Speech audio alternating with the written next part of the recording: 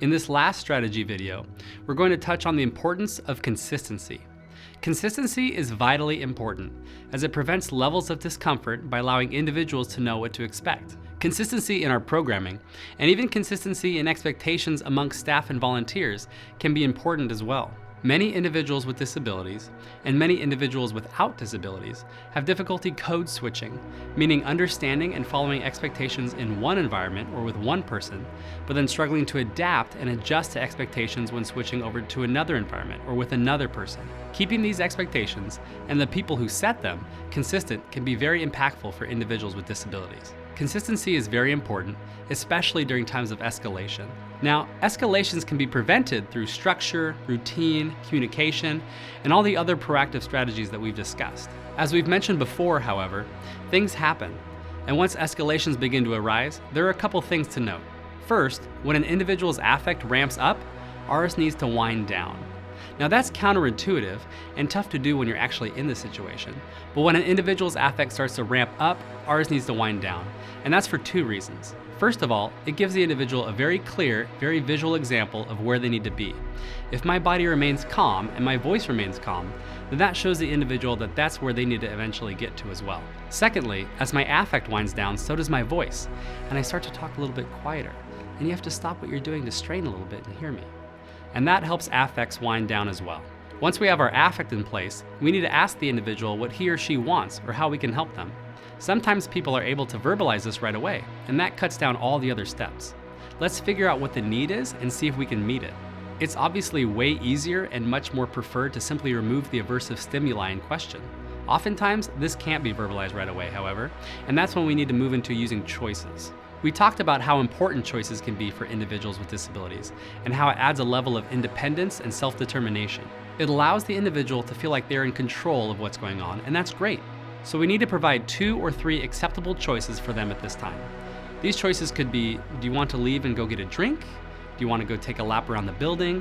Or do you want to go take a break over here? So we're still controlling the environment when we provide these choices, obviously, because all of these choices lead to taking a break and calming our bodies, but we're still allowing the individual to get to choose, which can go a long way in this situation. We also need to make sure that we're focusing on positive behavioral language and providing replacement behavior options. So if we have a 10-year-old who's laying on the ground, for example, and he's screaming and kicking his legs and flailing his arms, then I'm going to start providing replacement behavior options for him one at a time, keeping my verbal directions concise and concrete. So I might start with the screaming, and I'd simply say, "Can you show me a quiet voice, please?" Now, I can almost guarantee that when I say this, then the first thing I'm going to hear is even louder screaming, and that's okay. I'm going to give it about 10 seconds or so, and then try again. "Can I hear a quiet voice, please?" If you don't get a quiet voice right away, that's okay. Give it a little more time, and then say it again. "Can you show me a quiet voice?" And keep providing verbal directions, concise and concrete, and pausing until you get a quiet voice. Now, these can be the cases where we do need to celebrate small successes. For example, if it's taking a while to get a quiet voice, that 10-year-old child has to stop screaming to take a breath eventually. And when that happens, it's, "Oh my goodness, great quiet voice. Thank you so much for showing me a quiet voice." That allows you to provide positive reinforcement, which is important in building rapport in that situation, but it also lets that child know exactly what you're looking for. Once you're able to get a quiet voice, then you can move on to the next thing. "Can I see quiet hands, please?" Again, the first reaction is probably going to be even more flailing of the arms, but wait and try again. "Can I see quiet hands, please?" And then move on until you've completed this cycle.